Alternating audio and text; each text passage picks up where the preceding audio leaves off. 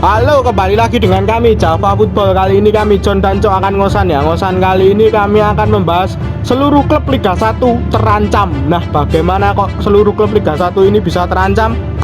Oke, kita saksikan saja bersama. Nah, saya baru mendapat berita. Wah, kabarnya dengar-dengar, yang kabar saya dengar angin berembus itu Liga akan segera dimulai. Nah, Liga akan segera kembali bergulir dengan ya salah kadarnya mungkin ya, tidak seperti kemarin sebelum tragedi kemarin ini. Ini sudah sangat kencang angin berembus, Liga ini akan bergulir lagi. Nah, kabar juga yang saya dengar dengan sistem format yang baru, dengan sistem yang berbeda dengan kemarin. Kalau kemarin kita itu bisa melihat home away ataupun dengan penonton ribuan bahkan ratusan penonton, itu saat ini berbeda. Bahkan seluruh klub semuanya ini berarti nggak hanya Arema berarti. Jadi menggunakan sistem bubble seperti pada saat Covid dulu itu, dengan sistem satu tuan rumah ini terus Liga berjalan. Wah, ini sih sebenarnya merugikan bagi seluruh klub Liga 1 ya nantinya.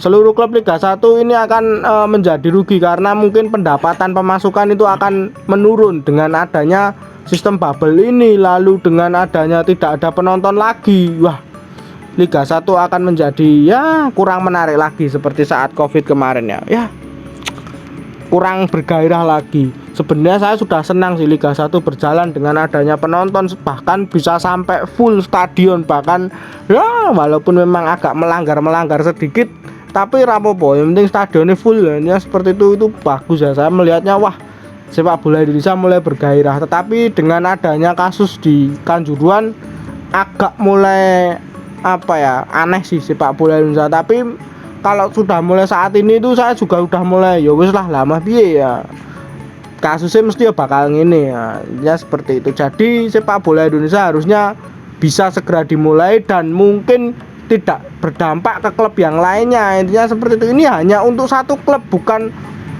klub satu nih ikut-ikutan, itu bukan toh Pak. Jadi kan kejadian hanya di satu kota, bukan di tempat kota-kota lain. Nah, tapi kok yang dirugikan malah semua klub ini kan. Bagaimana kalau seperti ini ya, mending Liga rasa dimain ke sisan ininya seperti itu ya jadinya. Wah, kalau kayak gini kan merugikan klub ininya. Menurut pendapatmu Cuk, dengan adanya sistem bubble seperti saat Covid kemarin ini gimana ini sistem itu home lalu tanpa penonton, ini seperti itu ya. Ini gimana menurut pendapatmu? Ya, ini jelas merupakan kerugian bagi klub-klub yang lain lah. Ini bahan kalau nggak ada penonton, bagaimana nanti sponsor? Itu yang pertama itu yang akan mengeluh itu soal sponsor ya. Karena sponsor itu kan awal musim tanda tangan kontrak pasti kan adanya supporter. Jadi kan supporter bisa menjual produk-produknya. Jadi ada keaktifan lah ya untuk penjualan produk. Mungkin kalau di stadion itu ya, kalau sponsornya tah itu kan mungkin bisa supporter bisa beli dan lain-lain, kan sponsor juga senang untuk investasi di klub. Tapi kalau nggak ada supporter ya ini kan bermasalah John. Nah, pasti sponsor ya akan mengurangi dananya atau bagaimana, atau minta tanggung jawab klub yang bersangkutan untuk mengembalikan mungkin dana sekitar 50% atau 70% dan lain-lain lah ya. Ini jelas-jelas akan merugikan. Tapi gini ya, dilema sih ya, kalau nggak dilanjutkan ya tambah bobrok ini ya. Ini serba salah kan ya. Kalau dilanjutkan tanpa supporter pasti merugikan, tapi kalau nggak ada liga sama sekali tambah bobrok ya. Ini susah ya ini. Ini yang dikeluhkan juga oleh Persebaya dan Persisolo. Mereka juga saat ini menolak kalau liga itu tanpa penonton. Jelas Persisolo dan Persebaya juga sangat mengandalkan supporter dalam pemasukan tim. Ya betul. Berarti ini kalau di nalar-nalar semua tim berarti ikut kena sanksi. Intinya seperti itu ya. Bukan hanya Arema, berarti semua tim merasakan sanksinya berarti. Nah, kalau seperti ini menurut pendapat saya seperti kurang adil aja sih. Jadi ya imbasnya memang malah ke banyak klub. Jadi seperti piye. Nah, jadi memang kalau menurut pendapat saya yang dihukum Arema tidak boleh bermain home selama beberapa tahun dan lain-lain, kemungkinan besar saya sih masih ya wis lah rapopo. Memang itu karena hukuman. Nah, intinya seperti itu. Kita juga di sisi lain kita itu tidak 100% membenarkan kejadian di Kanjuruhan. Ya tetap ya supporter tetap ada beberapa ambil adil kesalahan itu pasti ada. Enggak. Jadi di sana itu yang salah itu banyak ya, bukan hanya federasi, keamanan dan lain, tapi supporter juga ikut ambil adil sebenarnya. Walaupun memang hanya beberapa oknum. Nah, saya bilang kan oknum ya, hanya beberapa oknum. Nah, itu juga ikut ambil adil dalam kasus Kanjuruhan kemarin. Nah, makanya kita itu juga apa ya?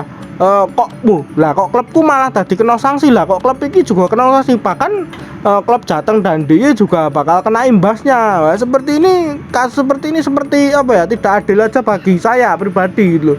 Maunya nek sampai seperti ini, soalnya juga apa ya, klub Jateng saat ini bahkan liga dihentikan, ini banyak klub Jateng yang menurut pandangan saya itu kekurangan dana ataupun bahkan membubarkan pemain ataupun gajinya itu sempat sendet dan lain-lain. Hanya beberapa tim yang mungkin masih bisa survive gitu. Bahkan seperti Persipa Pati yang diurus Caca ini seperti sangat keberatan mereka itu untuk membayarkan hak pemain mereka. Seperti ini yang membuat saya juga cukup prihatin kalau nantinya liga akan berjalan seperti tahun kemarin gitu, saat Covid kemarin. Saat Covid kemarin sih masih oke-oke aja, tapi kalau untuk tahun ini wah agak berat sebenarnya. Mereka juga bacot tanda tangan kontrak dan lain-lain dengan sponsor dan lain-lain, nanti tanpa supporter ya, itu kan cukup memberatkan juga bagi klub-klub ya. Nah, semoga ya ini bukan keputusan finalnya nanti ya. Saya harap sih tetap berjalan.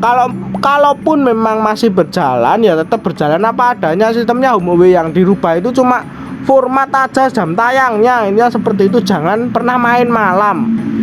Nah, itu kan main malam itu dikurangi. Jadi maksimal ya, maksimal itu jam 8, jam 7 itu sepak bola udah selesai.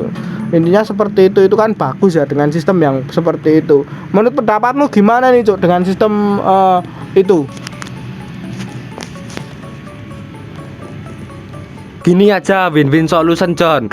Mungkin kalau adanya supporter dari pihak kepolisian atau dari pihak aparat perizinan mungkin agak sulit karena memang ya habis kejadian Malang seperti itu. Tapi kalau nggak ada supporter juga nanti klub-klub pada bangkrut karena memang tanda tangan sponsor dari awal itu kan pasti ada supporter di situ, ada atensi dari supporter itu untuk penjualan produk. Jadi gini aja. Ini mungkin kalau didengar oleh pengurus PSSI loh, YouTube kita. Ya mungkin dikurangi aja kapasitasnya dari mungkin 50% lah. Jadi gini, jadi kehadiran supporter itu 50% saja sampai akhir liga. Ini cuma untuk mengakhiri liga saja. Kan ini kan pertengahan musim ya. Sampai akhir musim itu 50% lah dikurangi kapasitasnya. Biasanya bludak stadion ya dikurangi lah. Biasanya kapasitas itu 40.000 penonton ya cuma 20.000. Kalau yang mungkin stadionnya itu cuma 20.000 jadi 10.000 penonton ya dibatasi saja. Ini jadi agar pihak keamanan bisa mudah untuk menertibkan supporter-supporter itu. Ya, itu juga sebagai win-win solution, tapi di Indonesia ini sudah sering sekali melakukan hal seperti itu. Kabarnya memang saya dengar kapasitas di Indonesia ini masih belum bisa full, masih hanya 75% atau sekitar 80% aja, kurang lebihnya sih seperti itu. Tapi pertandingan kemarin Persebaya lawan Arema itu bahkan supporternya bludak banget, sampai tidak ada tribun yang tersisa. Ini sebenarnya kesalahan siapa itu kita tidak tahu ya. Ya memang sepak bola Indonesia ini sangat susah sekali untuk dirubah ke arah yang lebih baik, karena kan mungkin SDM-nya yang rodok apa ya, ininya rodok serakah lah ini ngomongan dikai semene cek kurang nah, ini seperti itu. Jadi agak susah juga untuk diatur untuk sepak bola Indonesia ini. Nah, mungkin itu saja perbincangan kita tentang tim yang dirugikan di Liga 1. Jangan lupa like, comment, dan subscribe.